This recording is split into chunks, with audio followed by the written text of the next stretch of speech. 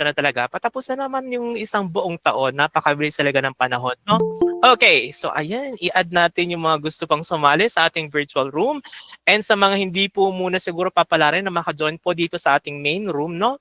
So perhaps pwede natin i-share sa kanila yung alternate link po natin. Okay, ayan. Thank you so much po muli no, sa pagsama po ninyo dito sa aming munting pagdiriwang po ng Mental Health Month ngayon pong buwan po ng Oktubre taong 2024. Muli po ako po si Jeffrey Manzano. Nakikita nyo naman dyan apparently no, from the Human Resource Management and Development Division. Pasasalamat po muli no, sa inyo pong solidong pagtangkilik po no, at pagsuporta sa ganitong klase po mga inisyatibo. Hindi po kami magsasama po na pasalamatan po kayo. Hindi man po namin magawang pangalanan po namin kayo isa-isa, i-shout out yung pangalan nyo isa-isa, pero ay nako, itong at pag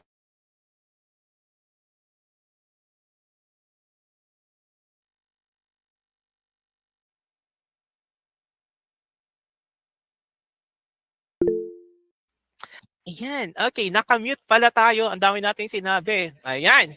Pasensya na. Okay, ang dami kong sinabi tapos nakamute pala. My God. Okay, but anyway, muli po no, pasasalamat po muli sa inyo pong napaka-solid po na pagsuporta po no. Ay natawa si Sir Kenny Bed tuloy. Kenny, sir ako nung sir, mamaya baka miss pala, no? Kasi nangyari din sa akin yung last time. But anyway, just kidding. Okay, but anyway po, no, it's 1:29 na po on the clock. So 56 days to go, magpapasko na, patapos na naman taon.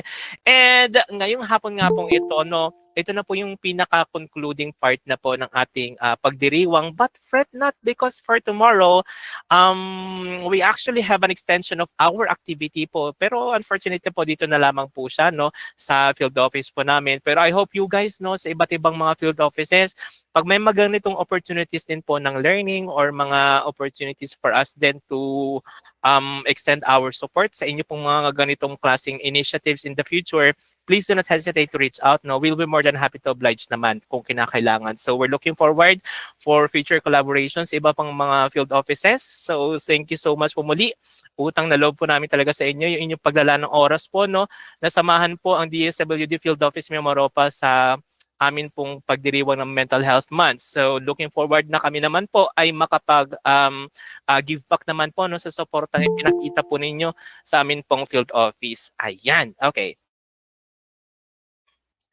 Ayan, sigurado na ako hindi na ako nakamute kasi hindi ko kasi napindot kanina. Medyo gassy lang po kasi ako kanina. But anyway, eto na nga. I think papuno na naman po yung ating main room, no? So, kung hindi man po makakapasok yung mga yung mga participants po natin kanina, just let us know or makisuyo po siguro tayo sa mga kaibigan or kasama po natin sa office, no? Na naka-join po dito sa main room para ma-share po natin dito sa chat box. So, alternate link po natin para hindi po kayo ma-left out, kumbaga. So, walang FOMO dito. Okay? Deserve natin lahat na matutunan, na malaman at maibahagi rin sa iba yung mga learnings na ma-acquire po natin for today's topic. Okay, but before we move on with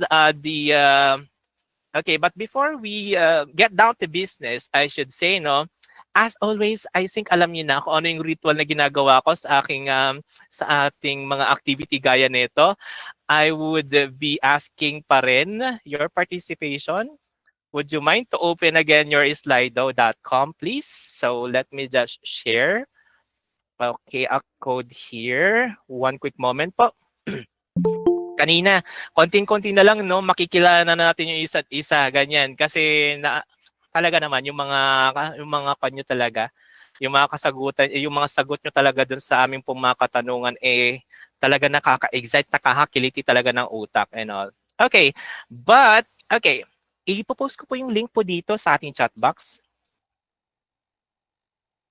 Ayan. Okay, and here's a link sa ating slido.com. Ayan. Okay, so punta po tayo sa link provided po no dito sa chat box mo natin, or you may also scan the QR code posted on the screen and punta kayo sa islado.com, enter the code 2041487. Okay, ang tanong po natin muna dito, no, gusto ko makilala po muna kayo ng a bit personal pa, no? Okay, kung isa kayong superhero, anong superpower ang gusto nyong magkaroon? Okay, gusto niyo ba ng teleportation? Gusto niyo ba ng mind reading? Gusto niyo ba ng power of invisibility, flying, or sa tingin niyo naman, I already have a superpower? Rock yon. Ganon. Let's see, 46 sa mga respondents natin, gusto ng teleportation. Gusto ng somewhat siguro a quick escape from reality. Ganyan. Iba naman mind reading, ganyan, para hindi siguro sila maisahan, ganon. Uy, nagpapantay yung mind reading sa teleportation. Yung iba naman, super mom daw, sabi ni Ma'am James Melendres dito. Iba. Okay. Rock yan, why not? Okay, sige. You may also add sa chat box natin kung ano yung superpower na meron kayo.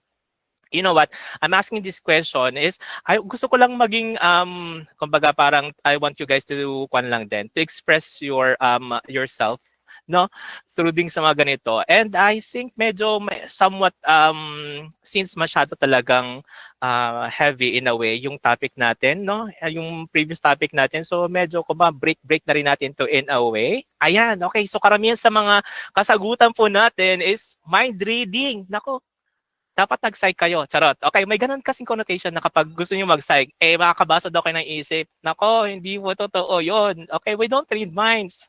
We analyze behavior. Ganon. Okay? But anyway, moving forward, let's have our second question. Okay, eto naman. Sa mga kasamahan ho natin sa iba't ibang field office po ng DSWD sa buong bansa, if you could have an unlimited supply of one thing for the rest of your life, what would that be? Money? Yung iba dito gusto ng compassion? Oh, food. Gusto niya yung araw-araw kumakain, oras-oras kumakain. Charot. Okay, karamihan money and food. Okay, di na ako magpapakakon dito, no? Gusto ko rin naman ng money. Pero minsan kapag too much of something could be bad. Sabi nga rin nila na ganyan, no? So be careful what you wish for. But this is just for fun anyway, no? So no judgment, no? So this is purely entirely for fun lang din naman. Oh, oxygen. Peace of mind, golds and diamond, compassion, love and care, patient kindness. I see your answer. I can see your answers, guys. And money ang pinaka maraming option dito, which is why not, no? Let's be practical. And on the realistic side of things din naman, money can make the world go round. Charot. Okay, pero kailangan talaga ng mati to survive. Okay? But anyway, pero wag natin paikutin yung buhay natin sa money, ha? Okay, so i-balance lang ho natin. And for our last question, no? Okay, because we're about to start our session na, para hindi tayo masyado naghahabol sa oras. So we're trying to maximize or manage our time wisely a bit this time. Okay, our last question. In your life, if your life was a hashtag, what would it be? Yon. Hashtag blessed. Hashtag laban lang. Strong. Padayon. Yeah, kung mapapansin nyo pala, no, share ko lang din ulit. Real quick lang ho ito, no. Doon sa invitation namin, naglakalagay kasi doon padayon, no. Sa mga kasama namin sa ng mga psychology, sa psychology field, or kung kayo po ay talagang advocate na for mental health, madalas yan mababasa na yung padayon. It's actually a Visayan term, no, which means carry on. So patuloy lang. Kaya yung minsan na ganyan yung what do you call that, semicolon na tattoo, that actually connotes or also stands for padayon, which means carry on. So laban lang, keep moving forward, ganon. Hashtag blessed. Okay, this is really cool, no? And other things, other hashtags are really interesting. Yung puhon, I'm not quite sure lang with the puhon, pero I heard of it na in the past. Pagod pero maganda. Ara girl. Okay. Hashtag lava lang. Roller coaster, Jesus cares, calmness, padayon. Poging lamig? Uy, ano yun? Hashtag poging lamig, bago yun na. Okay, that's interesting. Hashtag busog. Hashtag keep moving forward. Hashtag gout, bakit? Okay, busog, lusog. Okay, exciting. I can see all your answers, guys. And again, as always, thank you so much for your active participation. But you know, guys, okay, all thing comes to an end, because as of this point, no, we will have our last webinar session na po, no, for this afternoon. So at this point, well, you already have an idea what will be our point of discussion for this afternoon, which is unlocking connection, the art of attentive communication. This is also something that I've been looking forward to, kasi nga naman I personally recommended this topic talaga. Ayun yung kaya medyo may bias ako ng slide po sa na to, sa discussion na to. So definitely this is going to be another interesting point of discussion na naman, just like ng mga nakaraang mga RPs natin. So without further ado, allow me to present or introduce, I should say, our resource person. Okay. So to introduce our resource person, he is an active member of the Psychological Association of the Philippines, Dementia Society of the Philippines, Pambansang Samahan ng Psikolohiyang Filipino, and the American Psychological Association. He finished his bachelor's degree in psychology as cum laude, has obtained his master's degree in industrial psychology, and is currently pursuing a PhD in clinical psychology. A licensed and practicing psychometrician and psychologist, he is currently affiliated with St. Luke's Medical Center both in Taguig City and Quezon City, University of Santo Tomas Hospital here in Manila, and at Your Millennial Psychologist Agapay. Specializing in adult neuropsychology, he is a certified dementia rater, mental health first aid responder, and certified Montreal Cognitive Assessment Administrator and Scorer. He is also currently employed as an assistant professor at Centro Escolar University. You can also follow him at Tito Mong Psychologist across various social media platforms. Again, another pride and honor to introduce to you guys. Let's give him a warm welcome, the DSWD way, to our research person for the Unlocking Connection, the Art of Attentive Communication, Mr. Lordy Angelo Santos. Sir Lordy Angelo, sir. Good afternoon, sir. Hi, good afternoon. Ayan, I hope I can confirm if you guys can hear my voice. Crystal clear, sir. The floor is All yours. right.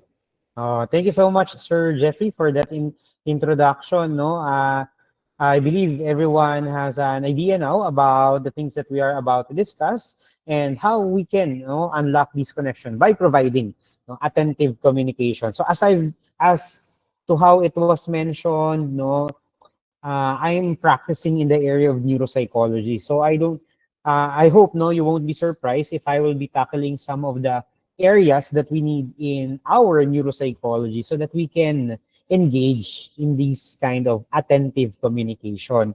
So maybe as compared to other webinars, seminars that you have attended, we won't be just talking about abstract, things that we need to apply to do when we talk about communicating with other people. But instead, we would be focusing on those simple exercises, things that we need to know so that we can offer a non-judgmental listening ear and provide that art of attentive communication. All right? Sige, so I hope you can let me share my screen.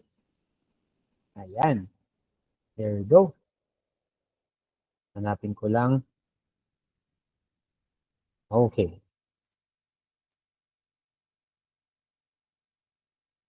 Sige, hindi pa medyo nade-delay ata yung pag-notify sa akin. There we go. So I guess I'm currently on the share button. Yes, sir. All good na Ayan. po. Okay naman siya. Oops. But parang lumabas. Yeah, okay lang for a while. There we go. Yan. Okay, so ako kaya pala mali pala yung slide na nakiklik ko. Yung last slide agad. Sorry. Give me one more chance for that.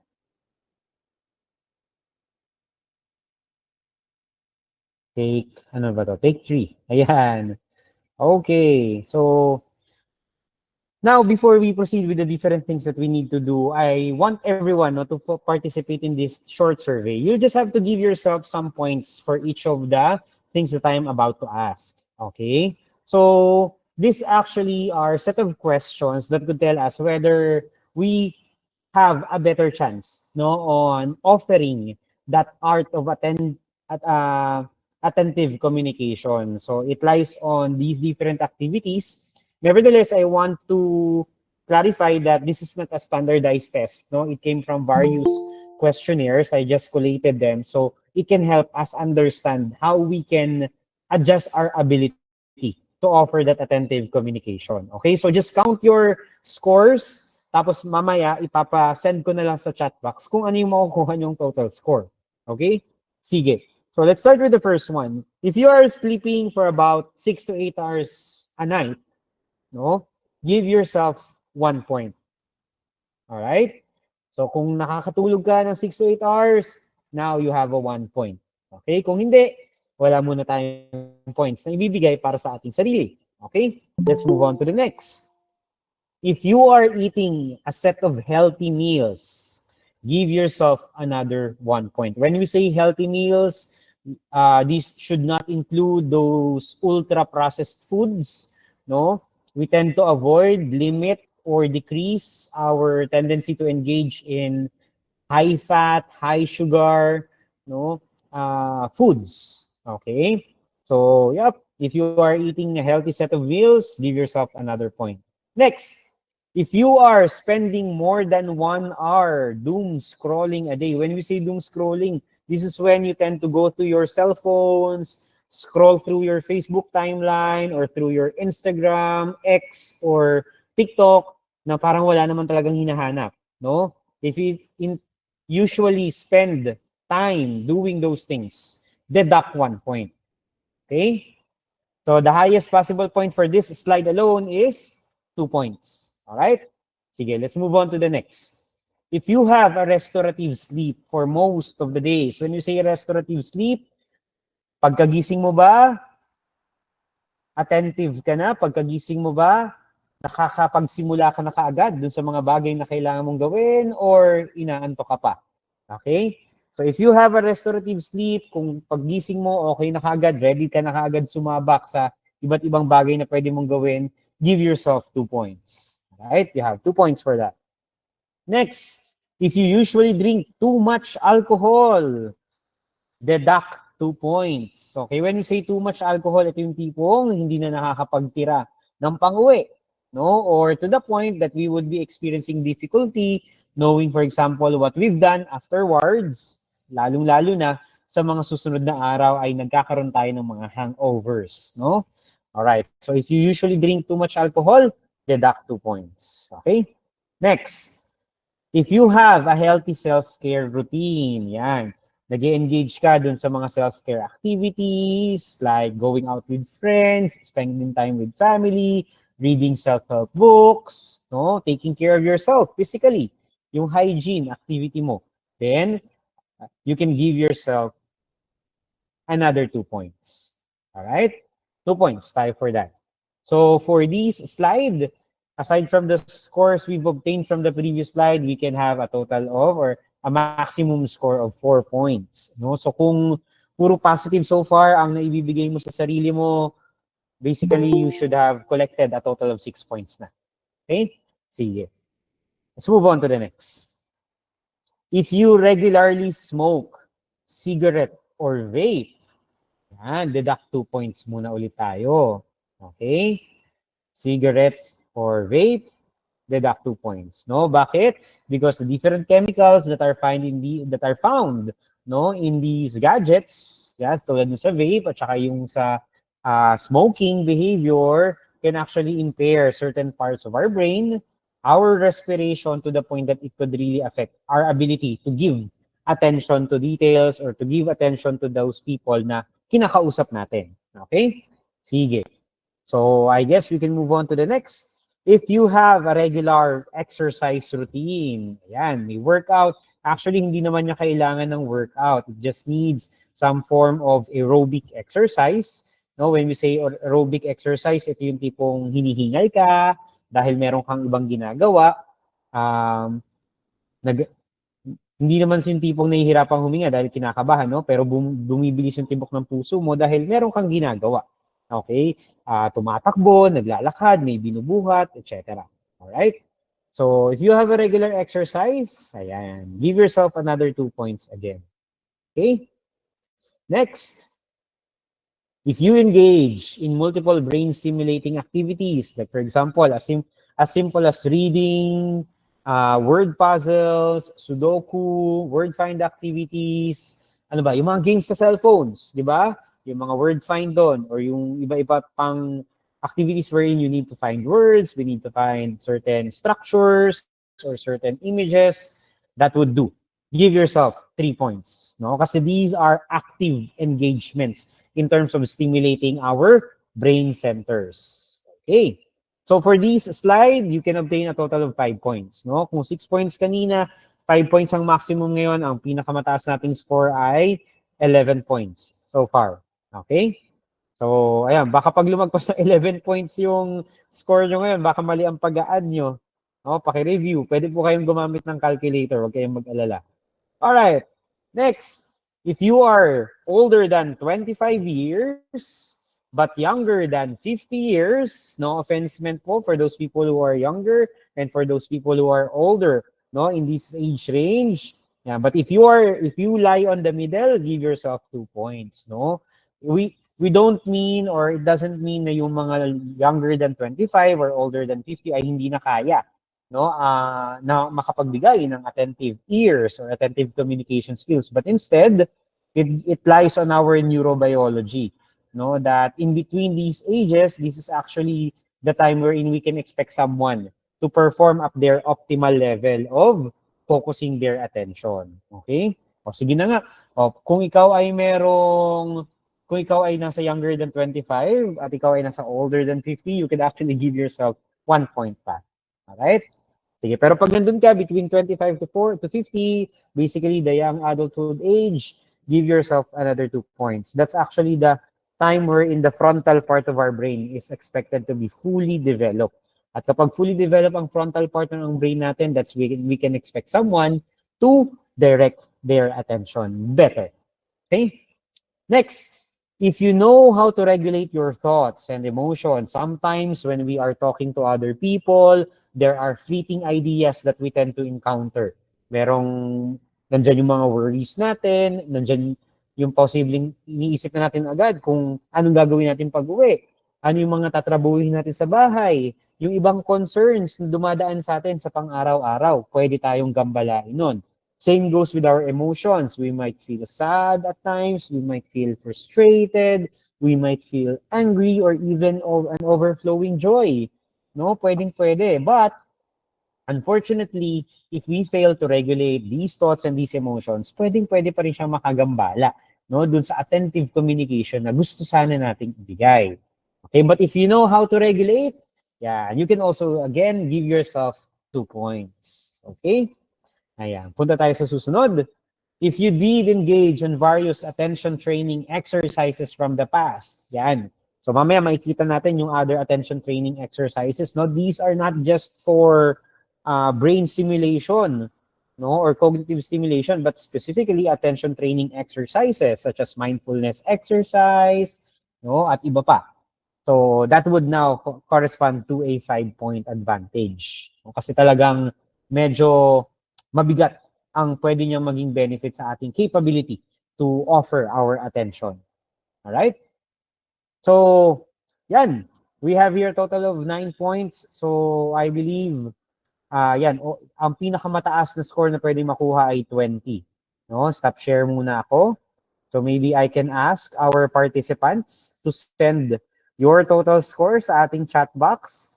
Tignan niya natin kung ano ang pinakamataas so far for that short survey. Ayan, wow! Si Ma'am Agnes, 10 point, no? Towards the middle. That's still a good score, ma'am.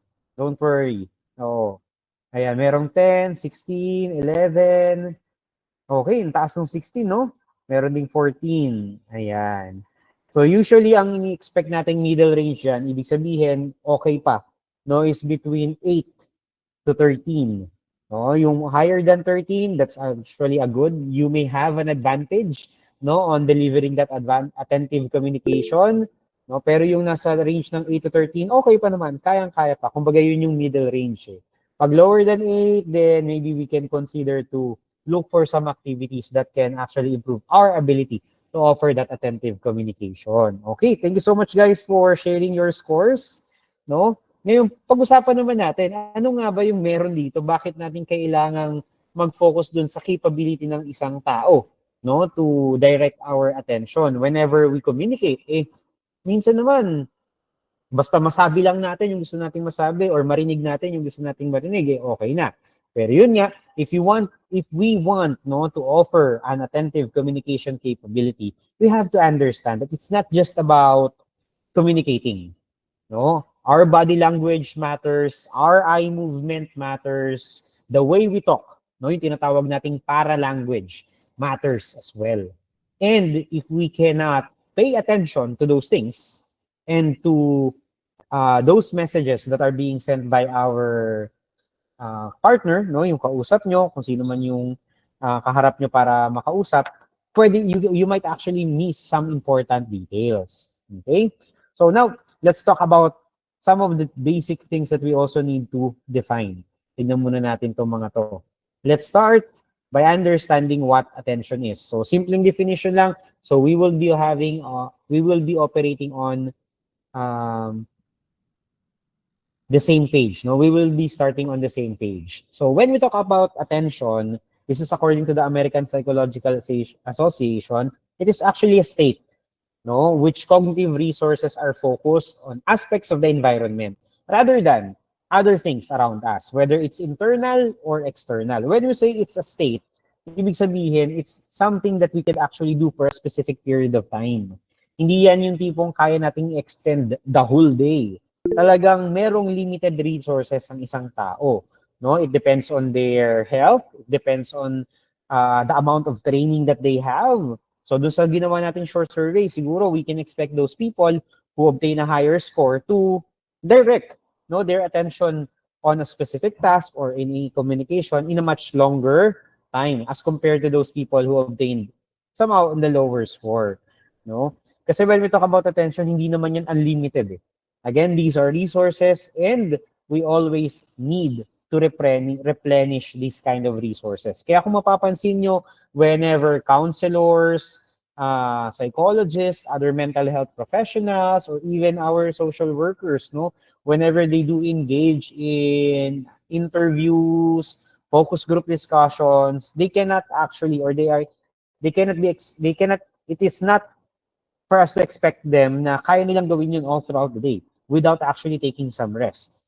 Okay? Everyone needs some rest before they can again engage on another deep work, especially if it's asking for these cognitive resources. Even for my practice, as a psychologist, I do meet people who needs counseling, who needs psychotherapy, but after those sessions, in order to make sure that I can allot the same amount of cognitive resource to the next patients, I need to take some rest. Okay? So I hope we already got the gist of this definition. Kasi from there pa lang, we can understand na, okay, hindi pala to unlimited. Kahit gaano kaganda ang training natin, pwedeng mas ma-extend lang yung time, but definitely not to the point that we can do it for an extended period of time.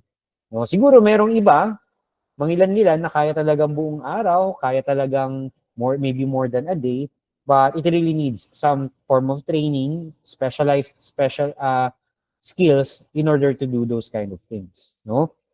So one thing that we could also take note about attention and how we can deliver attentive communication is the ultradian rhythm. Hindi ko na siya na-include sa slide, but I hope everyone can take note of it.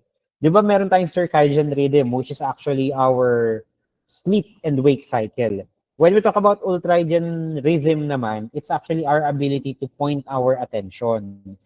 Usually, it only lasts for about 90 minutes, plus or minus 10 minutes. Okay, 10 to 20 minutes. So, ibig sabihin, doon sa 90 minutes na yun, we can engage on deep work.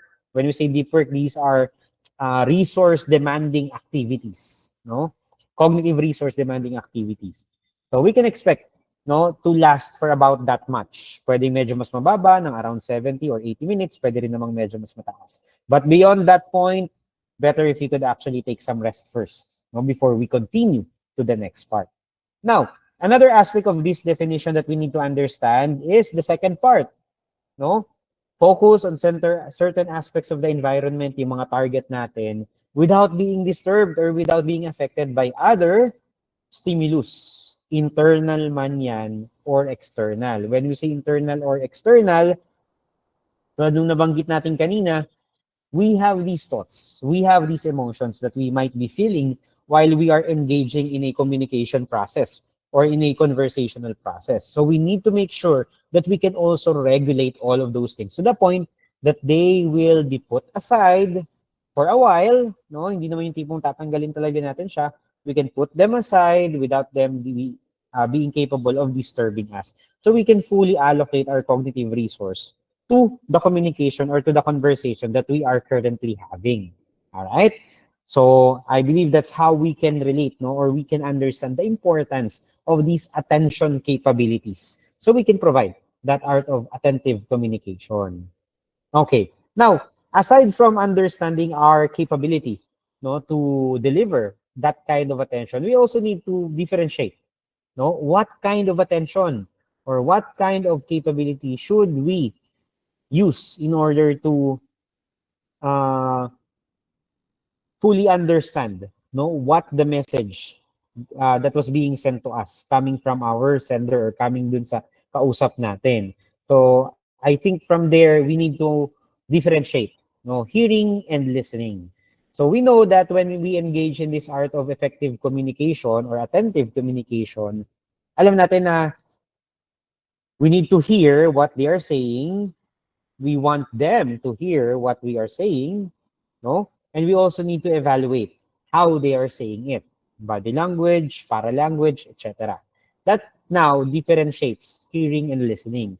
Because when we communicate and we just wanted to hear things from what they say without actually focusing on how they say it, how they behave while they're saying it, then it's a passive form, no, of engagement. It means that there might be some chances na parang inaabangan lang natin kung ano yung gusto nating marinig. No, wala tayong pakialam kung paano ito sinasabi, kung saan nanggagaling, or kung ano pa, no? Yung gustong iparating ng ating kausap. Okay? So this is basically how we perceive the sound. Interpret those messages without actually looking the context, no? About the context of how we should interpret it. So that's hearing. So that's not something that we want to do, no? Alone if we want to engage in an attentive communication. We have to make sure that it is us listening to them. When we talk about listening as to how we interpret, no, the term listening, of course, we will be using our auditory senses pa rin. But it is not limited there.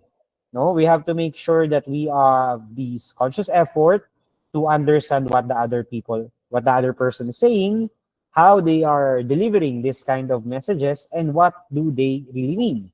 Okay? Yun nga lang, uh, medyo task at saka resource demanding din siya. Bakit? Kasi unlike hearing, listening is actually an active pursuit. It needs conscious effort. Okay? Kaya kailangan yung pagde-direct natin, no, sa ating mga mata, sa ating tenga is directed towards where the message is coming from, which is basically coming from our partner in communication or yung kausap natin. All right? So I believe from there we were able to um, define and differentiate attention and listening, no? Because these are the two important aspects that we need to discuss for our discussion this afternoon. Here's another thing that we also need to understand whenever we try to communicate, no? So although these might not seem to be that appropriate whenever we engage in online communication or when we use gadgets such as cell phones, telephones, or laptops, whenever we do personal communication or on-site, face-to-face communication, the Merabian rule should always be considered. No, ito yung sinasabi natin na hindi lang dapat tayo dun sa spoken words nakafocus, but we should also be sensitive to the voice, the tone, the speech pattern, no, that the other person is displaying or exhibiting. Together, of course, with the body language. At yun nga ang medyo demanding doon. Hindi lang pwedeng sa voice, tone, speech lang nila tayo nakafocus. Hindi lang din pwedeng sa body language nila tayo nakafocus. But instead, we again need to divide that attention. Meron tayong ia-allot para sa kanila, and we can also allot something from or to ourselves. Bakit? Sir, ba't ganun? Akala namin attention dapat directed lang, no, sa ating kausap or sa pinag-uusapan. But why do we also need to take or to give some attention to ourselves? Because again, it's a communication pattern. It's a conversation. Bilateral po ang ating engagement with them. When we say bilateral or bidirectional, what you do, how you respond, your voice, your tone, your speech, your body language affects the communication as well. Okay? Kung sabihin natin, sige, attentive ka dun sa kanyang body language, dun sa words na sinasabi niya, you try to encode as much as possible, no, about what they are saying. But you fail to maybe put some attention to yourself. Na yung body language mo pala ang ipapakita sa kanila is that you're not interested, no, that you wanted the interview, for example, to conclude as soon as possible, then that might limit, no, that conversation that you are having with them. Okay? So these things are some concepts, no, that we need to understand in order for us to deliver an effective art of communication, no, or attentive communication. Again, first things first, attention. Next is how we should be listening to them instead just of hearing them. And the next one is how we can recognize the importance of paralanguage and body language in a bidirectional way whenever we communicate or converse. Okay? Ayan. Now, let's talk about these barriers. So, ayan na, from those first three concepts pa lang, I hope no you were able to get some idea on how we can communicate or converse better. Okay? So, what are the possible barriers? Ito. Punta muna tayo dun sa second definition ulit ng attention, di ba? By allotting a specific resource or cognitive resource to a stimulus, which is most of the time, yung kausap mo, without being disturbed by other stimulus, either internal or external. So, hindi nyo naman kailangan i-overanalyze itong diagram na to. What this diagram just wants to imply is that it's not just about the distractions around us. It's not just about those people who are, for example, walking. It's not just about those sounds that we can hear from the background, but it would also, our ability to direct this attention is also affected by our memories, no, our responses, those thoughts that we are encountering, the way we encode, for example, no, the words that they are saying could also affect our ability to give that attention. Kung mapapansin nyo minsan, di ba, habang nakikipag-usap tayo, syempre minsan nagtitake tayo ng notes. Habang nagtitake down tayo ng notes, no, kahit meron pa siyang ibang sinasabing mas importanteng bagay, halimbawa, pero dahil nag-engage tayo in another task, then we might actually miss those other important information. Ang tawag doon ay attentional blinks. Okay? And that is usually happening to those people who has sabi na, a fairly average, no, working memory capabilities. When we talk about working memory kasi, it's about how we juggle things, no, how we learn, process them, and use them to do different or other mental operations like sa mga calculations, no, decision making, problem solving. So, kailangan natin yung working memory niyan. But if we don't try to work on improving on it, these attentional blinks may occur more frequent. Okay? So, that's one thing that we should also consider whenever we talk about this attentive communication. We have those attentional blinks. It's normal. It's not a sign of psychopathology or sickness. Don't worry. All of us are experiencing it. Maybe now while you're listening to it, to me, baka yung iba ay nakakaranas na ng attentional blinks, lalo na sa ganitong oras, no, na parang time ng siesta. Nevertheless, the more you try to engage, no, to sustain your ability to direct that attention, somehow it inoculates, no, your capability to display an effective working memory. So going back to the discussion, working memory is a very important part of an attentive communication. Kasi while you're listening to them, while you're processing all the information, whether it's verbal language or non-verbal language, you can immediately put them together, no, to interpret the situation better or to interpret the message in a much better way. Okay? So tatandaan lang natin dito is that there are other things that we need to consider if we really want, to give effective listening or attentive communication capabilities. Yeah, kapag hindi natin to pinansin, they will now serve as a barrier. External stimulus or distractors, even to those internal distractors. Okay? So, how about other factors that are affecting our ability to selectively attend to things? So kung yung kanina, barriers, ito naman yung mga pwede sana nating ma-take advantage. No? This could actually give us uh, a step ahead against those barriers. Okay? So that's the reason that why we also need to engage in certain practices para mas tumaas sana itong mga bagay na ito. Let's start with salience. When we talk about salience, this is actually when we can emphasize that target. When I mentioned the term target, ito yung pinanggagalingan ng message na gusto mong marinig. No? Or siya yung nakikinig din sa mga message na gusto mong sabihin. So basically, that's one that you are interviewing or the one to whom you are communicating. So, di ba mas maganda kung magkalapit kayo, maayos ang volume ng boses niya, no? Maganda rin ang pagkaka-deliver, no, ng mga message na gusto niyang iparating sa iyo. So, whenever we try to talk to someone and if we want to take advantage of these factors, better if we can really instruct them to talk, no, at their most comfortable way, no, in a volume that they feel comfortable with, na hindi masyadong mahina, hindi rin masyadong malakas. No? At sana yung space din in between these two individuals who are communicating are not that far. So that we can make sure that the other distractors or barriers will only serve as a background. And it will be now easier for us, to eliminate them, from the context where the communication is happening. Okay? Siyempre, hindi lang naman dapat siya ang mag-adjust. Dapat ikaw, dyan naman yun ngayon papasok yung effort. Doon sa mga napag-usapan natin kanina about allocating your own resources to the communication, doon na ngayon papasok itong effort na ito. To make sure that you can always direct your attention to these individuals, to what they are saying, to their paralanguage or non-verbal communication body language, no? So, doon na ngayon papasok itong effort.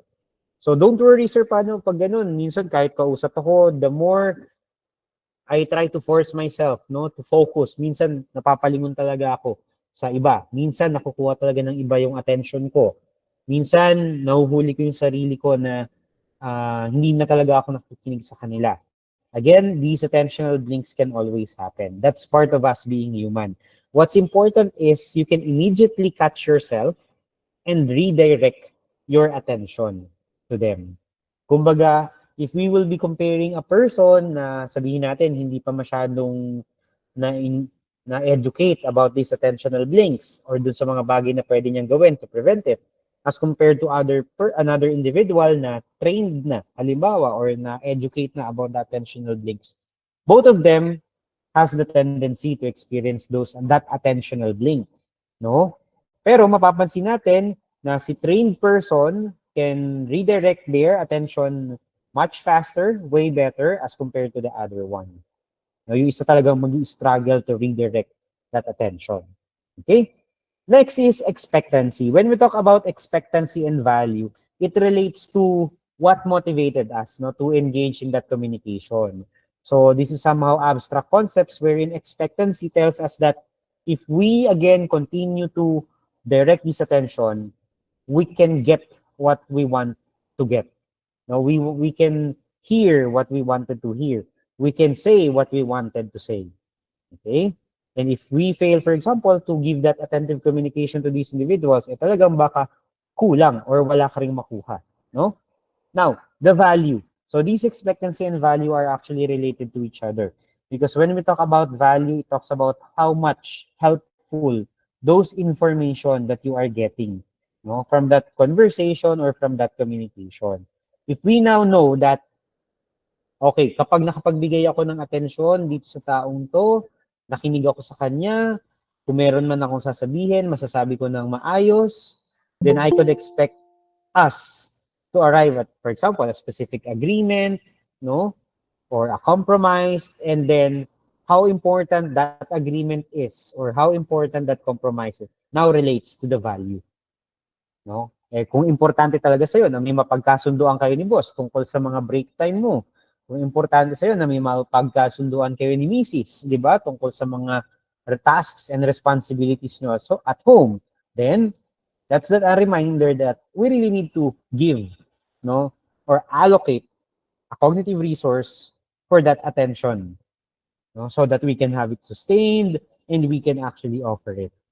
Okay? Ayan. So, yan, meron tayong techniques on improving our listening skills. Maybe before I proceed with these skills, nandito pa ba ang ating mga attendees? Maybe I can ask for a thumbs up reaction kung nakakasunod pa naman, no? At wala pa tayong nagiging problema sa technicals. Like for example, sa audio, sa video, yeah, mukhang okay pa naman. Ayan. Just checking out on you so that I can say that your attention are still with me. So sige, before we proceed to the next part of the slides, I just need you to do a short exercise. O hindi nyo na kailangan i-open ang inyong mga camera. No, this is just a short finger exercise. So, yan, raise your hand in front of the camera, o pero hindi nyo kailangan i-on, no? Tapos yung left hand nyo, gamitin, iangat natin ang ating index finger at ang ating middle finger. Yung right hand naman, it would just be the index finger. Okay, ganyan lang. Okay, pero huwag kayong magalan, hindi tayo kakanta or magagawin. Ito lang. This is actually an exercise for our bilateral stimulation. Okay, dalawang parts or hemispheres ng ating brain. Okay, so here's what you need to do. Pagpapalitin nyo lang siya. Yan. Kung ano yung nasa ilalim, dapat laging one finger lang. Kung ano yung nasa ibabaw, dapat laging two fingers. As easy as that. Okay? It doesn't need much attention for someone, no, who's already been doing it, pero yung iba talagang kailangan pa nila mag-focus. Okay lang yan, walang problema, no? But I hope you can try to do that and do it as fast as you can. Yeah.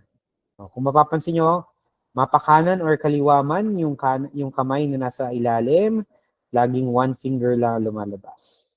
Okay, or ang nakaangat. There you go. So that's just a short, no, brain stimulation exercise, basically for bilateral stimulation. Marami pa sana yun, pero mas magandang gawin kapag face-to-face or on-site, no? Sige, mamaya, magpapakita ulit tayo ng short activity so we can make sure that everyone still attuned, no, or focusing to our discussion. Sige, punta tayo ulit sa ating PowerPoint presentation. Techniques to improve listening skills. Ayan. So, dun muna tayo sa mga iiwasan natin, no? So, in order to improve our capability to listen, we have to be mindful as well about the responses that we give. Okay? Kasi kapag yung mga responses natin are again devaluing, judgmental, or evaluative, then that could already end the communication. At ayaw natin mangyari yon. Okay? So these are just some of the responses that we need to avoid, like judgmental or evaluative statement, like judging whether what the person did is either right or wrong, no? So again, unless that's the purpose of your communication, okay? But if we just really want to listen, for example, to their sentiments, to their grievances, hopefully we can avoid that, okay? As much as possible, we could also avoid or minimize probing statements, okay? Again, unless that's the purpose of your communication. Kasi syempre, di ba, minsan sa trabaho, meron talaga mga pagkakataon na kailangan nating mag-imbestiga, kailangan nating mag-probe. Okay, so I don't mean to talk about that way of communication. What we are focusing on right now is how can we be helpful, no, in delivering attentive communication, especially for people who needs a shoulder to lean on or a non-judgmental ear to listen to them. Okay, let me just be clear about that. Okay, going back to other responses that we need to avoid, syempre, iwasan din natin ng hostile responses. No?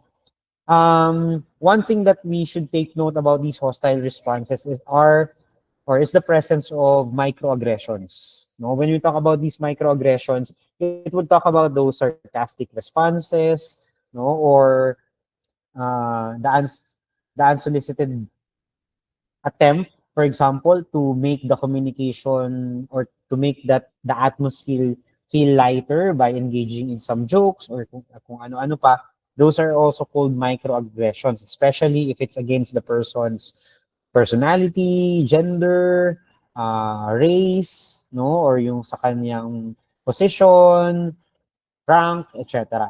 Okay, so as much as possible, we want to avoid all kinds of those hostile responses. And if we are offering help, hopefully we could also try to avoid false reassurances, especially those reassurances that are in the extremes. No, like for example, being certain that nothing wrong will happen, being certain, no, that he can, for example, fully recover from it because more often than not, no? Hindi naman talaga siya yung extremes. Hindi naman talaga yung extremes ang nangyayari. So, better if we could actually communicate based on probability, not on certainty. So that the person knows that, yes, there's a high probability, no, that I can um, survive or thrive through this challenge. But it is not always certain. Same goes towards the negative side. There's no certainty that, for example, you will be fired or having some consequences in your job, no? But there's also a probability, especially if you don't try to engage on other helpful behaviors. Okay? So these are some examples of responses that we might want to avoid in order to make sure that the conversation flows, no, in a non-defensive way. Kasi po kapag ito yung mga way or pamamaraan ng pagtatanong natin na laging nagsisimula sa why or bakit, okay, kaya sa mga counseling sessions or psychotherapy, as much as possible, iniiwasan natin yan because it could make the person on the other side defensive. Okay? Instead, maybe we can try to rephrase our inquiry. No? It also encourage being creative in asking this kind of questions. Isa lang naman to sa mga halimbawa. No? For example, tell me more about what happened. Can you tell me what you mean? No? Or tell me more about your problems. Or in this example, your sleep problems. Okay? Instead of asking them, why did you yell at him? Why did you say that? Why can't you sleep? Instead of asking those questions, better if we can try to rephrase it in a way that we won't be asking, no, or mentioning the word why, what, or the other WH questions. Okay? Yeah. So how about these responses, that we should be practicing?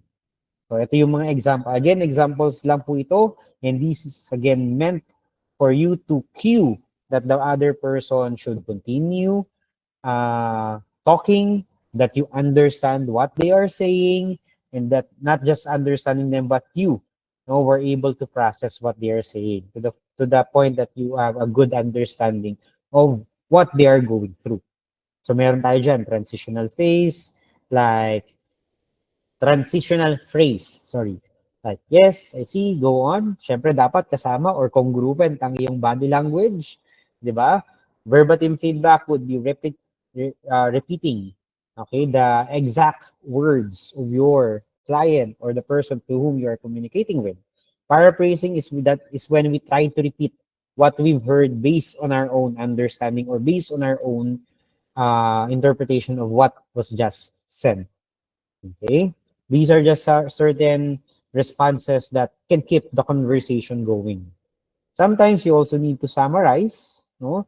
In by synthesizing what they've been discussing so far. Clarification may also do, but again, try to avoid the WH question, so we can avoid making them more defensive. And ayan, yung empathy, no? Displaying understanding. So basically, parang nakarank din kasi to as to what the best response could be. Pero hindi rin pwede na magstay ka lang lagi dun sa pinakamalalim, yung response for empathy. Talagang may mga pagkakataon na kailangan ma-practice mo rin yung ibang types ng responses. Okay? Para hindi rin naman paulit-ulit.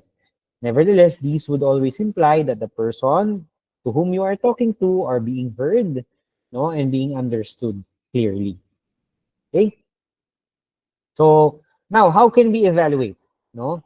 How can we evaluate whether or how the other person, for example, naman, or even you yourself, if you will be being asked, no, has a good level of understanding. Meron tayong 5 levels dyan. Okay? Levels of responses. So usually, when we respond, no, tell things, tell stories, or maybe ask another question na walang relasyon dun sa sinabi or dun sa question, uh, that's under level 1. So usually, this is something that we don't want to do. Okay? Kasi kitang-kita talaga or halatang-halata, no, na hindi tayo nakakasunod dun sa flow ng conversation. Right? Next is level 2 responses. Superficial awareness about the meaning of a statement. So this is actually when we use the clarification statements. Sometimes, again, as I've mentioned, we have these attentional blinks. Minsan magiging mababaw lang yung pwede natin maintindihan from a specific statement that they just mentioned. If we want, no, to upgrade our level of understanding, then we can engage in those clarificatory questions so that, yan, pwede tayong pumunta sa level 3. Diyan na natin nagagawa yung verbatim, no? Repetition. Yung level 4 naman is that's where we can expect people to experience a good understanding of what the other person is saying. Yung level 5 is basically when we can easily synthesize, no, or exercise an empathic response. Kasi ito yung tipong medyo matataas na level of understanding na talaga, no? So, most of the time, we could actually process from levels 2, 3, and 4. No, yan yung kumbaga parang expected flow, back and forth, no, during a conversation. Again, sabi natin, meron talagang mga attentional blinks, hindi maiiwasan yun. But what's important is you can directly go back to your communication. So hopefully, no, we can work on ourselves to avoid level 1 responses, no, and work towards reaching level 5. Yung level 5, we cannot expect that to, kumbaga, to occur repeatedly. Talagang meron siyang flows. Levels 2 to 4, and then maybe eventually level 5. Usually at the end of the conversation or when you try to reprocess, no, what the discussion is all about. Right? Sige. So, how about other exercises or skills? Ito, nabanggit natin kanina, no, yung Ultriden cycles. So, again, you have to understand if you want to communicate with a person, have a meeting, and if you want to engage in attentive communication, try to limit it, no, within that gap of 90 minutes. After that, then maybe take a short break, yan, 15 to 20 minutes, no, before you engage in another deep work. Yung 90 minutes na yan is not actually constant. So, nung nabanggit ko kanina, meron tayong plus or minus 10 to 20 minutes. Yung mga tao talaga na kaya lang ng around 70 minutes, meron din naman talaga na kayang mag-engage ng mas mataas. So, how about the other things that we can do to increase, di ba? Yung 90 minutes na yan or to maximize it. So, we have here some forms of exercises. Yoga Nidra, no? Or this is also known as non-sleep deep rest, NSDR. So, basically, ang task dyan is to position yourself lying in the floor, focusing on nothing without making yourself fall asleep. Okay? Yan, dapat hindi ka makakatulog. Ganon. Then, breathing exercises, meron dyan kasamang interoceptive exercise wherein you need to attune your attention to the different processes or feelings that you can experience inside your body. Kasi, when we can easily direct our attention, for example, to our heartbeat, to the way the air flows during an inhale-exhale process, mas madali, no? Parang naging exercise or simulation na rin siya nung attention na in-exercise natin whenever we are talking. Okay? Here is a simple exercise. Okay? Maybe some of you may have already been doing it. Okay? So, dun sa exercises kanina is about the body, this one naman, it's about other things. Okay? So this is known as the deliberate gaze exercise. So this is a simple exercise. Again, you don't need specific or specialized tools here. You can actually just choose a ball pen or maybe a far away structure and then make sure to direct your attention, no? Meron tayong foreground attention. Ito tulad nitong nandito sa ating left part, yung sa ball pen. That's the foreground, yung tipong pinakamalapit sa'yo, yan, nandyan ang attention mo. At yung ibang bagay sa paligid, dapat it would appear blurred. Okay? Meron din naman tayong background, which is again another necessary part of this exercise, background focus. So ngayon naman, dapat yung malapit na mga bagay sa'yo ay magiging blurred, no? Tapos yung malayo naman ang mas magiging clear. Again, regardless of your eye grade, kung meron ng grado yung mata mo o wala, kayang-kayang gawin yan. Hindi mo naman talaga kailangang mag-focus or maghanap ng malayong bagay, no? So these deliberate gaze exercise is also used for training people who are suffering from attention deficits. No, we are basically telling our brain to learn focusing attention. Okay? So what we need to do here is to shift our gaze, no, between foreground and background with a considerable time period. Iba-iba yan. For some people, they may start with a few seconds. Yung iba naman pwedeng minutes. Okay, rarely naman no na umaabot yan ng oras. Usually, hanggang 5 to 10 minutes, focus on a specific foreground and then try to shift. Kasi yung 5 to 10 minutes na yon, hindi naman talaga all the time nakafocus ka sa foreground.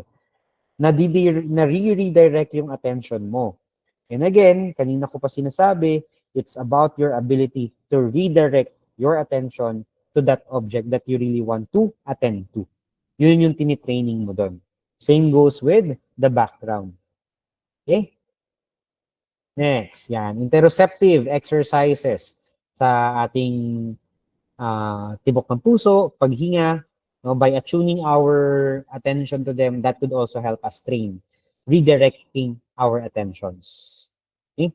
So these are some other technical chemicals that you want, or neurochemicals, no, that you may want to be aware of. Because when we try to point our attention, ito, tandaan lang natin tong arrow model na to. Ito yung tatlong mahalagang chemicals na dapat meron tayo sa ating isipan so that we can really hit our target for attentive communication. Okay? So first is, yan, yung epinephrine, yung shaft. Epinephrine is adrenaline sa utak. No? So dapat meron talaga siyang demand or konting stress. Okay? Acetylcholine is basically something that we can get from our day-to-day exercises, from our day-to-day engagement. Yung food natin, yung diet natin, yan ang nakaka-apekto dyan. Dopamine is about the reward that we are about to get if we engage in that attention. So like for example, you know that if you pointed your attention to this lecture, alam mong meron kang matututunan, alam mong makakatulong siya sa'yo, then that fuels that dopamine. Okay? And these three chemicals are important for us to continuously exercise that attentive communication. Okay? So ngayon, ano yung mga nagsusupport na practices dyan? I believe I did mention this to some or to those people from DSWD as well who attended my previous lectures when nung first time akong na-invite. These serves as the foundation of our health. No, itong sexier na to. Bakit sexier? Ginawa ko lang po siyang ganyan para mas madali siyang tandaan. No? So sige, daanan natin unti-unti, no? So first is to have a good sleep. Okay, ang tatandaan dyan is 6 to 8 hours sleep and this should be restorative. When we say restorative, again, pagkagising mo, refreshed ka. Next is eat healthy. Nabanggit na natin kanina na dapat tayo iniwas sa mga ultra-processed foods, soft drinks, no, yung mga ready-to-eat foods. Yan, dapat iwasan natin sila. The healthiest, I believe, according to research, is Mediterranean diet. No? Yan, pasok yan doon. Next is, ba tayo? Yun. The X variable. In mathematics, X must always be found. Diba? So yan. When we talk about X, this is actually our own self-care activity. It can be through computer games. It could be through spending time with your loved ones. It could be through engaging in some form of sports or other leisure activities. Lahat kasama yun doon. What's important is you know what you need to do, no? So that you can have these self-care activity. Excuse me. Sorry. Dapat hindi siya hindi siya harmful, syempre. At syempre, mas maganda kung healthier pa rin siya. Next is intimacy. Ayan. When we talk about intimacy, it's not about you being romantically involved to other people. No, it's not just about that. But it talks about your relationship with your friends, your relationship with your family, your relationship with your better half or your spouse, no? If we have a good level of intimacy with them, the way we communicate with them, no, the way we talk to each other, that can be a supportive practice for us to give an attentive communication. Kasi from there pa lang, na-exercise natin siya. No? Next, yan, exercise. Meron po ba ditong merong regular exercise? Here are simple things that we need to understand when we talk about exercise. Minimum, according to research, is to reach about 8,000 steps a day. Again, 8,000 steps a day po, hindi po yun a week. 8,000 steps a day. And then, dapat meron tayong regular aerobic and strength training. When we say aerobic, ito yung mga cardiovascular exercises like jogging, biking, no, or even walking. Again, ang purpose niyan is mapabilis yung tibok ng puso natin, at pagpawisan tayo, no, at saka kailangang huminga, no? Yung parang maghahabol ng hininga, kaya nga siya aerobic exercise. Pero hindi lang dapat doon nakatuon, dapat meron ding strength training or strength exercise. This could be in a form of weightlifting, body weightlifting, no, like push-ups, pull-ups, etc. What's important is we can stimulate the muscles. Kasi when the muscles are stimulated, it will also be releasing certain chemicals that are helpful for our body, especially our brain, that we need for our attention. No? And the next one is, new regulation. Ito po yung nabanggit natin kanina, that in order for us to deliver, no, a good, attentive capability or attentive communication, we must know how to regulate, no, those internal distractors that often presents itself in the form of negative thoughts, worries, no, or maybe concerns that we might be facing somewhere in the future, but not on the actual period wherein we are communicating with another person. Again, hindi ko po sinasabi na tanggalin natin itong mga worries or concern natin. But what's important is we can put them aside so that we can offer an attentive communication pattern first with the one to whom we are talking with, or to whom we are having a discussion with. Okay? So, ayun. So I guess, and I hope, no, I was able to present my discussions well to guide everyone on how we can deliver attentive communication. It's not just about listening or hearing what the other person is saying, since we now know, no, that this kind of attentive communication really needs mental capacity or cognitive resources. Kasi hindi nga lang yung pakikinig ang kailangan lang talaga natin ginagawa. Dapat exposed tayo, attentive tayo sa lahat ng pwedeng mangyari while we are communicating with them. And with that, I guess I can transfer again the floor to the masters of our ceremony. And I believe meron pa tayong Q&A. Thank you so much, Sir Lordy, for that very interesting presentation, sir, as expected. All right. So once again, how about show some love and appreciation to our Tito Mong psychologist, Sir Mr. Tuloy, Mr. Lordy Angelo Santos. Sir, maraming salamat, sir. You didn't fail us talaga with your presentation. Okay. So at this point, yes, we will be all right, we'll be entertaining the questions, pre-submitted questions po, no, from our registration form. So ipopost natin siya. But later on, if time permits, we definitely entertain yung mga questions na pwede nyo pong i-key in sa ating chat box din naman. Okay, so shall we proceed, sir, with the Q&A na? All right. Okay. All right, so let's do this po, no? So first question po. Oh, by the way, but before that po, no, you may simply scan the QR code na nga ho pala, no.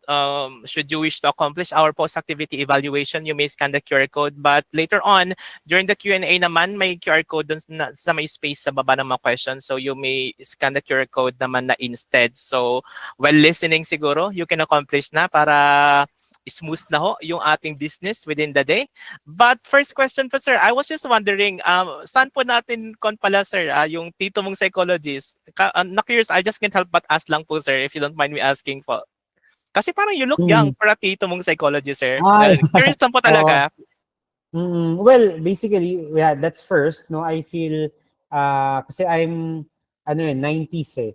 So sa tingin ko at this time ay nandun na ako sa tito no, doon sa tito age, and during that time when I actually decided to establish no that platform or that Facebook page, eh meron akong pamangkin. So ako ay talagang tito na, no? And Okay. That makes so sense. ayun. Okay. Ayun na po, na-solve na po yung kanina po bumabagabag pa sa isip ko. Bakit dito mong psychologist? Ayun, may pamangkin na pala si Sir Lordy. And sir, kuwan na ho, ito na po, yung question talaga. Okay. From field office, Mimaro pa po. I think Mm. this is also something na pwede masagot siguro ng mga kasama natin from welfare. But from your point of view po siguro, sir, what are the programs or services that our department could offer to our staff struggling with mental health issues, and where and who can be contacted regarding this matter? Mm. Okay. So with regards to the different programs, no, I think it's already, if I'm not mistaken, sir, no, it was already mandated for all government offices, no, to have these programs. So of course they can start with psychoeducation by conducting seminars or webinars just like this one, but it should not stop there, no. One practice that I acknowledge coming from other offices is that they tend to establish this support team, no, that will focus on delivering mental health assistance. So kung meron tayong mga fire brigade, kung meron tayong mga emergency response team, no, better if an organization could also establish their first aiders, no, their psychological or mental health first aiders that can immediately attend, no, to people that are struggling with mental health issues. And then kasabay na rin doon is yung referral system. Okay, sino ba yung unang lalapitan? Should it be the manager? Should it be the supervisor? Tapos from there, pag na-escalate, kanino dapat mapupunta yung concern, no? So in that way, we can always direct our coworkers, no, our members to the right path, how to obtain help. Ayan. So yun, saktong-sakto, no, where and who can be contacted regarding this matter. Nakadepende po kasi yun doon sa mga buong referral system ng kumpanya or ng organization, whether it's private or government. No? So that's something that maybe the department heads or the executives should discuss so they can create a proper step-by-step process. All right. And Mm-hmm. also sir, saan nga pa rin nga kanina ko lang din na-realize po no. We actually had a discussion as well regarding the DSWDs we support po no, which is to be officially launched din naman next year. And sa mga kasamahan ho natin na nag-raise po ng tanong na to, we now have a DSWD we support po no, and ang we support po na to isa po siya sa mga project po ng DSWD to attend sa mga mental health concerns or issues po na posible pong danasin or dinadanas na ng mga kasama natin dito sa DSWD. And also, this isn't just exclusive sa mga DSWD. As a matter of fact, nabanggit ng ating RP kahapon na this is actually open sa lahat po, even sa mga client beneficiaries natin. So this is, I believe, to answer the question. And thank you so much for the recommendations coming from Sir Lordy. Okay, for our next question, from the SWD Field Office 7. Ang tanong po niya dito po, how can an organization promote a more supportive working environment, promoting mental well-being, and reduces the stigma about mental health? So tatlong layer yung tanong niya, sir.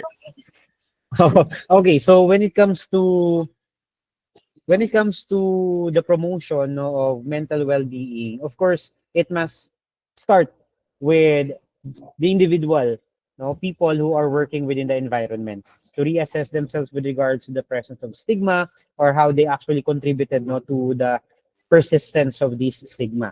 So kaya nakakatulong talaga na magkaroon tayo ng ganitong seminars or maybe other informative ways like developing infographics, publication materials that are easily accessible to people.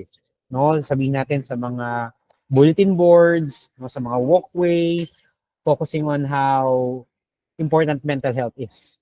Okay? So in that way, we can, if not automatically, we can gradually eliminate or lower down this stigma, promoting a person's attempt, no, to seek help, no, or maybe talk openly about their concerns to their coworkers, to their superiors, or even to their subordinates. So these individuals, no, since these stigma has been addressed as well, they can immediately respond, no, in a way that would be helpful to that person. Okay, yeah. So I Okay, I hope would. I was able to answer the question po. Yes, sir. I believe so. And also, sir, if I may also ask, sir, personal question ko lang din po ito, no. I think one Mm. also of the one situation perhaps that adds to the stigma, a self-stigma na pwede pong nakaka-influence din sa decision ng isang individual who is suffering or a person who has mental health issues or concern is the idea na baka kapag na-diagnose siya na may mental disorder na ganito is baka required siya na parang ano tawag dito, na baka i-require siya ng isang professional na maging in-house or mapasok siya sa isang institution. How can we change Mm. the idea na baka may ganung thought na kapag na-diagnose ako na ganito, ibig ba sabihin reresetahan ako ng gamot? Ibig ba sabihin papasok na ba ako sa Mm. mental hospital? How can we change that concept po?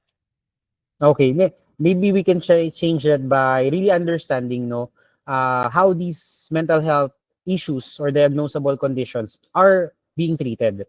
No, first and foremost, not all diagnosable condition requires medication or inpatient treatment. Okay, sometimes the treatment really requires the person to continuously engage with their day-to-day work, no, or with their day-to-day activities. It again depends on the severity, no, how debilitating, for example, the symptoms are, okay, and how being in their usual environment can be helpful, no? So it's not an automatic, ano ba, kumbaga, it's not an automatic result that if ever you'll be obtaining a diagnosis, maybe coming from a psychologist or a psychiatrist, automatically meron ka na kaagad chances to be confined. That could be a part, but again, it's not automatic. It depends on the severity and the results of the evaluation that will be done by a professional. And again, no, we have certain rights that we can exercise in order to protect ourselves for those, sabihin natin, recommendations, no, that will be given to us, and we can always discuss it with our attending physician or psychologists. Ayun, okay. I guess that somehow, I guess that would also somehow enlighten or give hope din sa iba, no, to encourage them to consult na hindi porke kapag na-diagnose ka, diretso pasok ka na or resetahan ka na agad-agad. There are actually Mm. a lot of interventions available. One thing, if I also may add, Sir Lordy, no, there are actually brief solution focused therapy or other psychological interventions na available din, no. So ilang mga sessions lang po ito. So there are actually a lot of options kapag depende sa needs and then yun nga, depende rin sa severity, sabi nga ni Sir Lordy. Kaya help is available. So hinihintay lang ho tayo. Mm. So ayun. Salamat po Sir Lordy for answering the question po. And our next question here is from Calabarzon. DSWD Field Office Calabarzon. Sir Lordy, how to say daw po, this is not my job in a polite and professional way? Okay, there's a lot of things on how we can say that in a professional way. So maybe we can focus on first, no, kumbaga pwedeng maybe we can focus on the tasks that we are trying to handle at that time, and maybe express some possible limitations that we might experience since we are to prioritize, no, the tasks that we are about to handle. So pwede nating sabihin na can make myself available, but as of the moment, no, I'm currently handling these tasks. So maybe we can look for another person, or maybe we can delegate it to another individual who are more available. Okay, so that's just an example. And again, it depends on the context where this will occur as well. No, kasi para pwede naman natin diretsuhin din na we are currently focusing on our own responsibilities as a part of this team, and unfortunately our plate is full and we cannot accept, no, additional responsibilities that are not originally, no, being handled by the position where I am currently in. So maybe those are just some options, but again, it could make, or it may need, no, some form of creativity if we really want to make it or express it in a polite or professional way. Yeah, so I hope I gave you enough examples, no? So you can create your own version appropriate to the situation where these statements should be said. Yeah, okay. And that is actually a very interesting question. Kaya nung na-receive ko rin 'to na ganyan, oo nga 'no. Kasi nga I think ang context nito, Sir Lordy, is that parang sa isang mas nakatataas yata sa kanya. So, para daw po niya sasabihin na hindi nakaka-offend, parang gano'n yata yung parang konteksto nito. But that really answers the question, okay, as Mm. far as I understand it. And also, Sir Lordy, may question po pala kanina dito sa chat box po natin. What do you mean daw po na listen to understand, not to respond or react? Okay, so ayan, parang nakita ko rin yung kanina, no? What does it mean po kapag sinabing listen to respond, not to react? Yun. Nakita ko rin yung kanina na ano, sir, no? Thank you for highlighting that question because it's really a good question, no? So there's a differentiation between reacting and responding. When we say reacting, usually it talks about those immediate thoughts, immediate emotions, or immediate actions that we tend to do after hearing or after knowing about something. So basically, we don't need to think about. We don't usually spend some time to evaluate the context where a specific event occurred, but we just want to do whatever our body, our mind, or our emotions tells us to do.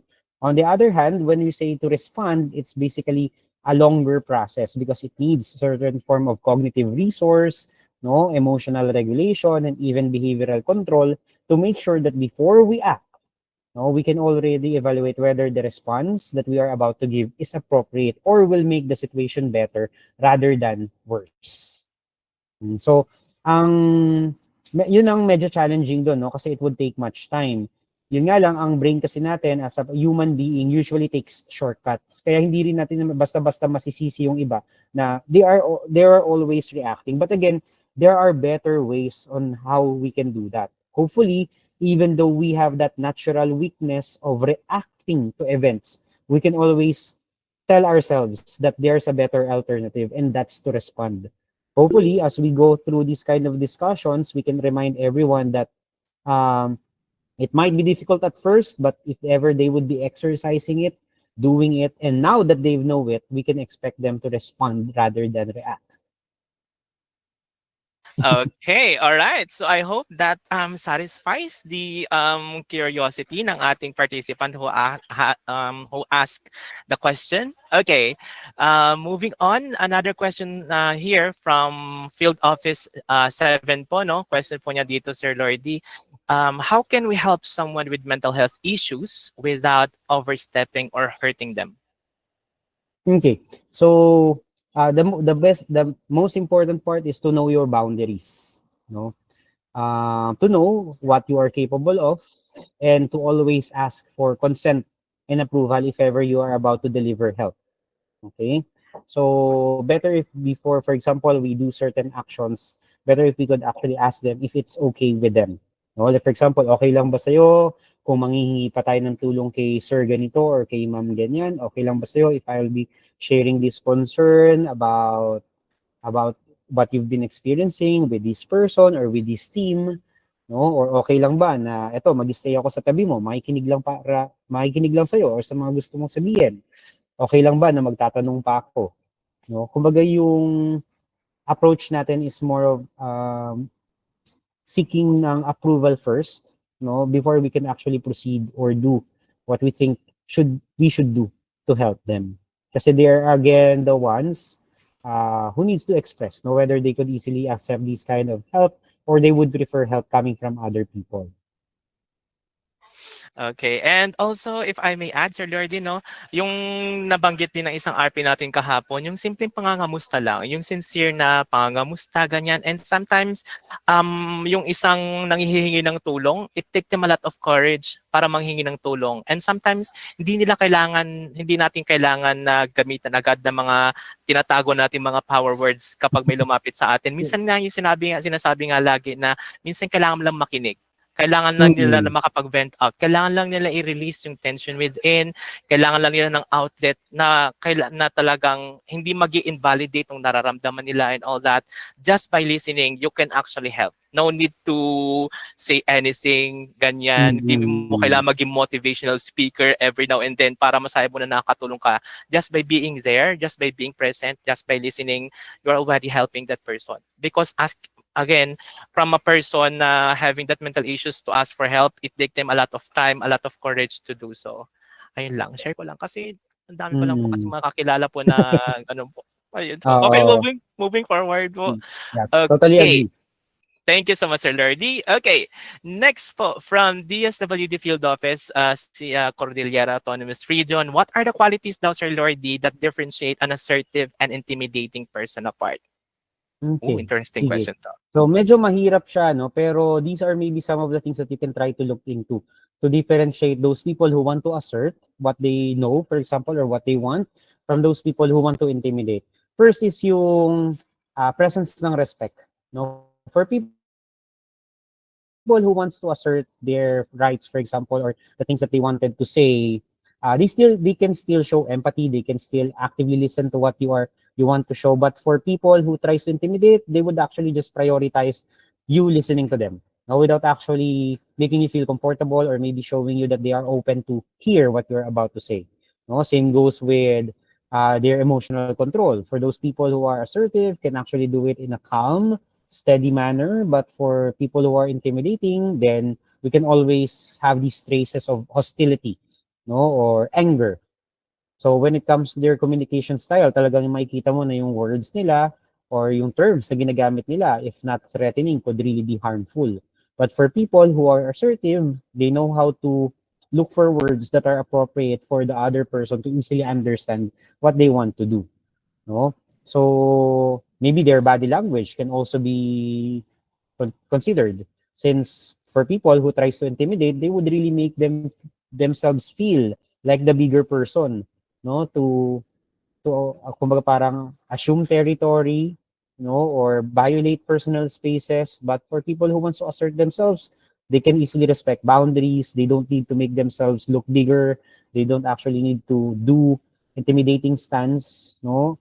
So to just say what they wanted to say. So maybe those are just some qualities. There are other factors that might not come into my mind as of now, but hopefully those could serve as red flags, not to look at it, so that we can easily differentiate the two. This is actually a really tricky question, if I may say. And yun nga, manner of how they present themselves on that for that very instance, and then yung presence ng respect. That's the key. Thank you so much for Mhm. shedding a light on that part. Okay, thank you so much po. And from DSWD FO car for that question. Okay, I guess that ends yung mga pre-submitted questions po, no? But let me just check the chat box. Baka meron pa nagpapahabol po dito. Meron ho bang hahabol po? Or you may just simply raise a hand button siguro. We could entertain one more question actually.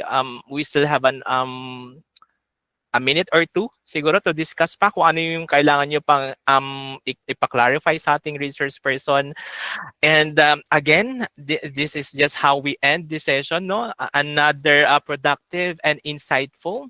As always, all are a very informative presentation, if I may say. But we're giving you guys a chance, no, to raise a question. Just simply raise a hand, no? Habol kayo kung may gusto pa kayong itanong sa ating RP habang andito pa ang ating research person. And also, by the way, allow me to promote na rin yung ating social media account ng ating RP, no? Tito mong psychologist, napaka-kwan naman yan. I-type ko lang sa Google, lalabas naman na po yan. Yung lahat mo na account ng ating RP, no? So, yun. Ayan, makikita nyo na siya sa TikTok, ganyan. So, nakapal na kasi ako sa kanya sa TikTok. Tapos sa Facebook din and all that. Please do the honor, Sir Lordy. Any final thought to our participants po? All right. So, as a final reminder, again, when we talk about attentive communication, it's not just about how we try to hear things out whenever we are communicating with other people, but it's actually how we attune our attention to them and listen, no, with empathy and with a good level of understanding. It will be supported by the different things I've discussed earlier, no. And if ever you have other questions, inquiries, no, you can always reach me through my social media accounts. Again, just type in Tito Mong Psychologist across various platforms from Instagram, Facebook, TikTok, and YouTube. Ayan. Thank you so much, Sir Jeffrey. Maraming salamat po, Sir Lordy. And with that, allow me to present our certificate of appreciation to our resource person. Of course, this certificate of appreciation is presented to Sir Lordy Angelo Santos in sincere acknowledgement to your invaluable efforts extended as a resource person during the 2024 Mental Health Month celebration this October 30th, 2024 via Google Meet. Signed by our regional director himself, Leonardo C. Reynoso Seso 3. And please, guys, help me show some love and appreciation to our resource person at Tito Mong Psychologist, Sir Lordy Angelo Santos. Sir, on behalf of the DSWD Field Office Memoropa, our sincerest thanks po for sharing us with your expertise and your time, of course, for joining us for this cause po. Maraming salamat po. Walang hanggang pasasalamat po sa inyo, sir. Thank you po.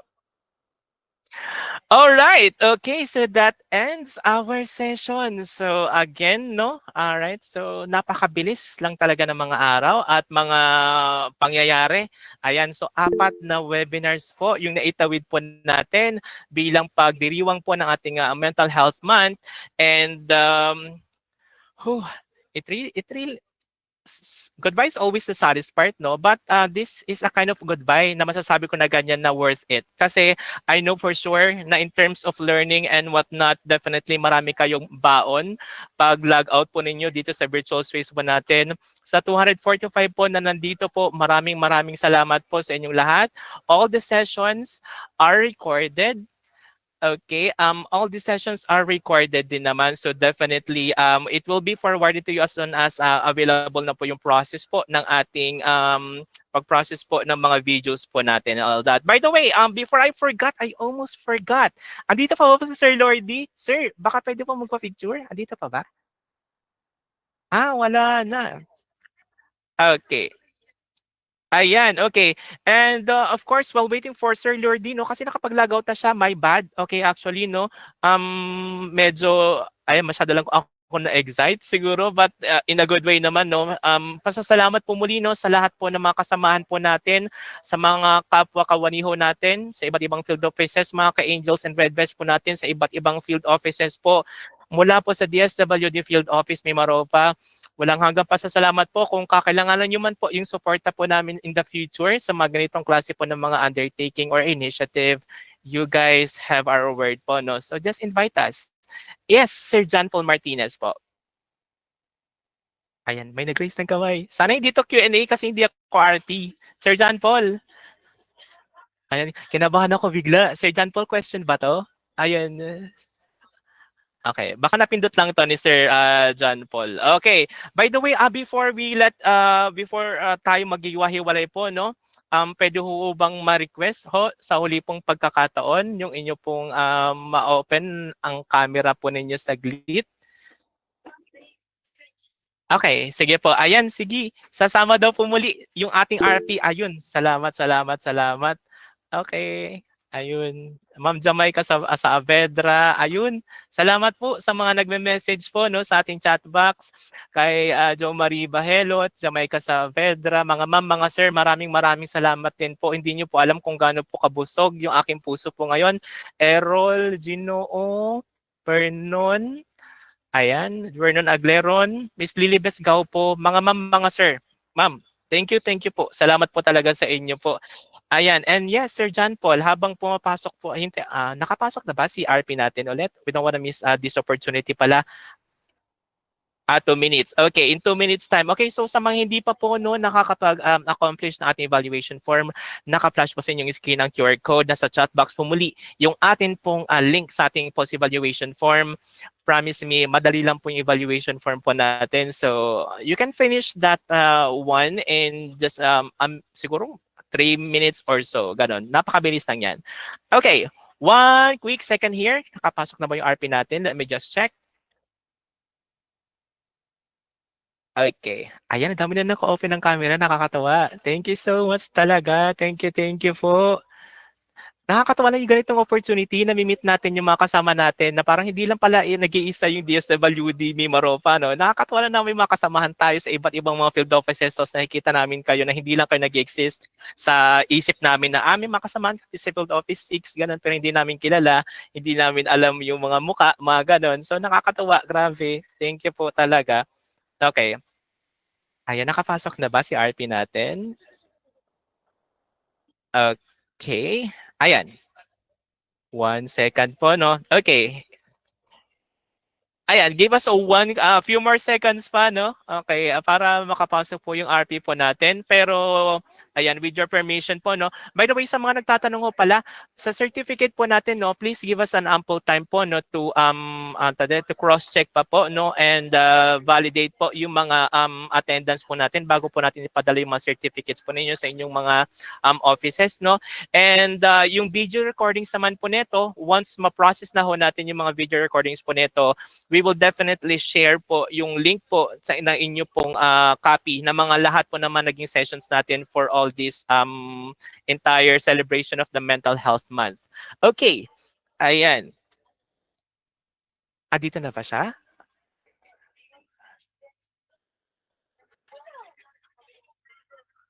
Ayan, okay. Dito na ulit si Sir Lordy. Sir, do apologies, sir. I almost forgot po. Nakalimutan ko po walang pagpa-picture po sa inyo. Okay, dito na po yung ating RP. Okay, Sir Lordy Angelo. Okay, andito na po siya. Alright, so let's do this, guys.